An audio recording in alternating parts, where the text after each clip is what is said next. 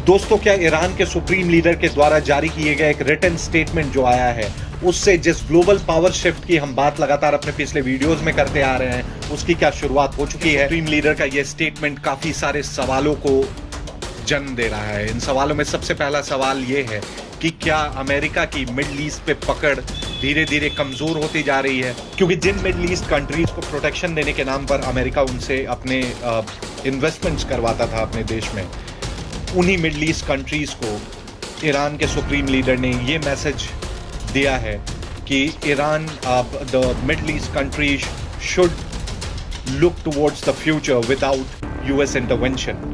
और इसका सीधा सीधा मतलब है कि वो चाहता है कि मिडिल ईस्ट कंट्रीज, यूएस की जो पकड़ है मिडिल ईस्ट कंट्रीज पर, वो धीरे धीरे खत्म हो। साथ ही ईरान के सुप्रीम लीडर ने ये कहा कि जो न्यूक्लियर एनरिचमेंट और मिसाइल प्रोग्राम है वो कोई नेगोशिएशन का टॉपिक नहीं है, क्योंकि वो एक नेशनल ट्रेजर है। इस स्टेटमेंट से ईरान का मैसेज साफ है कि चाहे तुम प्रेशर डालो, सैंक्शंस लगाओ या फिर ब्लॉकेड लगाओ, हम पीछे नहीं हटने वाले हैं।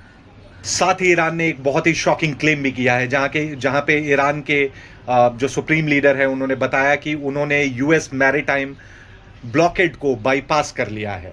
और वो कैसे? वो दूसरे रूट्स का मतलब है कि चाहे वो अफगानिस्तान से होता हुआ ट्रक और रोड का रूट हो या फिर पाकिस्तान से गुजरता हुआ ट्रेन रूट, उन्होंने अगर वहां पे ब्लॉकेड अमेरिका जारी रखता है तो उनके पास ऑल्टरनेटिव रूट्स मौजूद हैं जिससे कि वो अपना तेल बेच सकता है। तो जो ये क्लेम लगातार अमेरिका के राष्ट्रपति ये कर रहे हैं कि उनके ब्लॉकेड से ईरान की इकोनॉमी ठप पड़ गई है, वो उसको क्लियर किया ईरान के सुप्रीम लीडर के स्टेटमेंट ने। ग्लोबल लेवल पर भी जो देश अमेरिका के बीते कई सालों से लगाए हुए सैंक्शन से प्रभावित है, वो देश अब धीरे धीरे जो नए पावर ब्लॉक्स बन रहे हैं उनके साथ अपनी अलायंसेस बनाना चाह रहा है। उन पावर ब्लॉक्स जैसे कि एससीओ है, शंघाई कॉरपोरेशन ऑर्गेनाइजेशन, और ब्रिक्स जैसे जो ऑर्गेनाइजेशंस हैं, इसके साथ जुड़कर और पेट्रो डॉलर के सिस्टम को खत्म करना चाह रहा है, जो कि अमेरिका ने 1972 में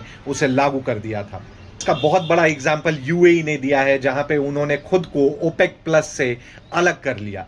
ये एक अलग टॉपिक है, इसकी बात, ओपेक की बात हम दूसरे वीडियो में करेंगे। तो सीधा सीधा मतलब ये है कि अगर ये ट्रेंड कंटिन्यू रहता है तो ग्लोबल फाइनेंशियल एनवायरनमेंट में या सिस्टम में एक बहुत बड़ा गेम चेंजर हो सकता है। आपका क्या मानना है? अपने विचार हमें कमेंट सेक्शन में बताएं। वीडियो अच्छा लगा हो तो लाइक करें, शेयर करें और चैनल को सब्सक्राइब करें। मिलते हैं अगले वीडियो में, तब तक के लिए जय हिंद।